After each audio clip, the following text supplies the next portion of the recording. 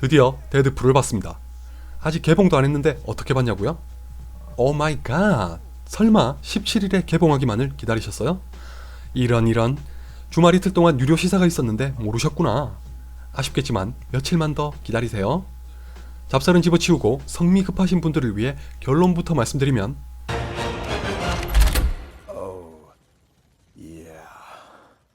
북미에서 일찌감치 들리던 호평이 우리나라에서도 고스란히 적용될 것 같습니다. 청소년 여러분에게는 더더욱 유감스럽게 됐지만 한마디로 말해서 데드풀은 종류가 완전히 다른 히어로 캐릭터입니다. 안티 히어로니 다크 히어로니 하는 범주에도 들어가지 않고 가디언즈 오브 갤럭시처럼 단지 전형적인 히어로에서 벗어난 캐릭터도 아닙니다. 다시 말하지만 데드풀은 지금까지 영화에서 볼 수 없었던 종류의 캐릭터입니다. 원작을 알고 모르고는 중요하지 않습니다. 진짜 중요한 건 전에 없었던 캐릭터를 영화로 만나게 됐다는 것입니다. 데드풀은 마블 원작의 영화로는 퍼니셔에 이은 두 번째 19금입니다. 히어로 영화로는 그만큼 이례적인 경우지만 이 판단이 틀리긴커녕 기가 막혔다는 것에 누구라도 동의하실 거라고 믿습니다. 19금으로 제작했다고 했을 때부터 어느 정도는 예상했지만 데드풀은 그걸 넘어섰습니다. 19금이니까 좀 잔인하고 폭력적이며 야할 거라고 생각하신다면 크나큰 오산입니다. 그런 종류의 영화가 아니라니까요.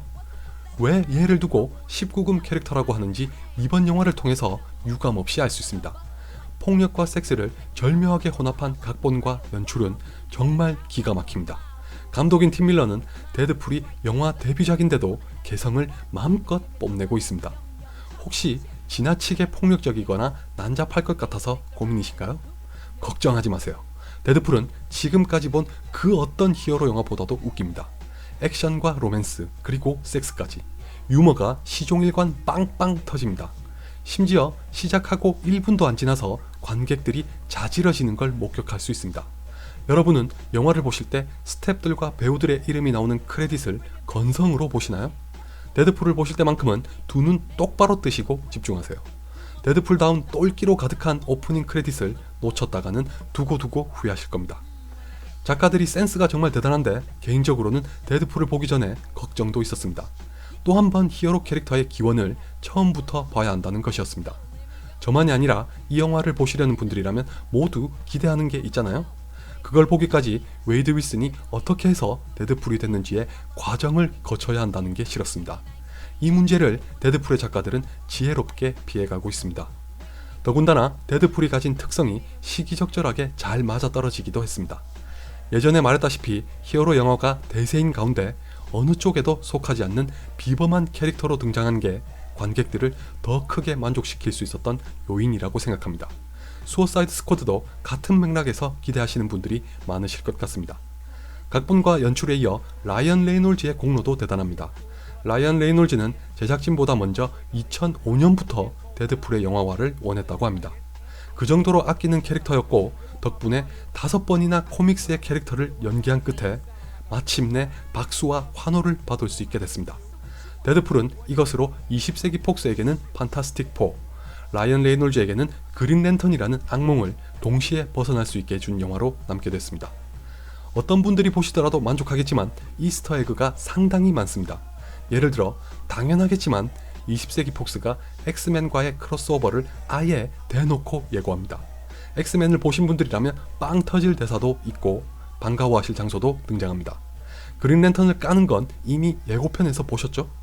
본편을 보시면 그린 랜턴만이 아니라 라이언 레이놀즈가 출연한 다른 영화도 깝니다. 물론 아쉬운 점도 있긴 합니다. 데드풀은 자신의 영화가 히어로 영화는 아니지만 러브 스토리라고 합니다. 그렇기 때문에 웨이드 윌슨과 바네사의 과거를 보여주는 장면이 종종 등장하는데 살짝 늘어지는 감이 있습니다. 뭐 이건 개인적인 거니까 여러분이 보시고 직접 판단하시기 바랍니다. 반대로 보면 이런 망나니에게도 사랑의 힘이란 여전히 유효하다는 의미가 될 수도 있으니까요. 어쨌든 다른 걸 다 떠나서 데드풀이 확실하게 거둔 성과가 무엇인지는 분명합니다. 바로 데드풀입니다. 감히 관객에게 말을 하고 카메라까지 멋대로 조작하는 이 발칙하고 엉뚱하며 엽기적인 캐릭터를 발굴했다는 것만큼은 누구도 부인할 수 없습니다. 데드풀만이 아니라 다른 캐릭터들도 개성이 넘치고 이것으로 유머를 이끌어냅니다. 여자친구인 바네사는 전형적인 여자 캐릭터가 아니고 콜로서스는 어떤 역할을 하는지도 눈여겨보세요. 이야기를 제쳐두고 캐릭터에만 초점을 맞추고 보셔도 기본 이상은 하는 영화입니다. 결과론적인 얘기겠지만 사실 데드풀은 잘 될 수밖에 없었던 영화입니다. 작가들과 감독 그리고 주연 배우인 라이언 레이놀즈까지 데드풀을 영화로 만들기 위해 2009년부터 노력했다고 합니다. 데드풀이라는 캐릭터가 가진 특이성 때문에 수도 없이 거절을 당하면서도 이들은 절대 포기하지도 않았고 양보와 타협도 하지 않았습니다. 기어코 19금으로 개봉한 것만 봐도 잘 알 수 있죠. 여러분도 데드풀을 보시면 이 영화가 다른 등급으로 개봉했다면 어땠을지 상상조차 하기 싫으실 겁니다. 이건 정말 대단한 고집과 열정이 이룬 성과입니다. 그런데 이런 데드풀을 또다시 만날 수 있을지 약간 위기가 있습니다. 바로 중국에서 상영이 금지됐기 때문입니다. 저도 이번에 알았는데 중국에는 등급제가 없다고 하더군요. 이 말인즉슨 모든 관객이 볼 수 있어야 개봉이 가능하다는 것입니다. 이 기준에 맞추기 위해 중국 버전만 따로 제공한 영화도 있다고 하는데 데드풀은 그렇게 편집했다가는 보여줄 게 없어서 개봉을 포기했다고 합니다. 이번엔 이렇게 넘어갔지만 속편까지 지금과 같은 영화로 밀어붙일 수 있을지는 의문입니다. 다른 나라도 아니고 떼돈을 벌어주는 중국인이 더 불안하죠. 과연 20세기 폭스에서 이것에 어떻게 대처할지가 관건입니다. 끝으로 데드풀스럽게 막말로 마무리하고 마치겠습니다. 닥치고 보세요. 아, 쿠키 영상이 있는지 궁금하시죠? 크레딧이 다 올라간 후에 나오니까 인내심을 가지고 기다리세요.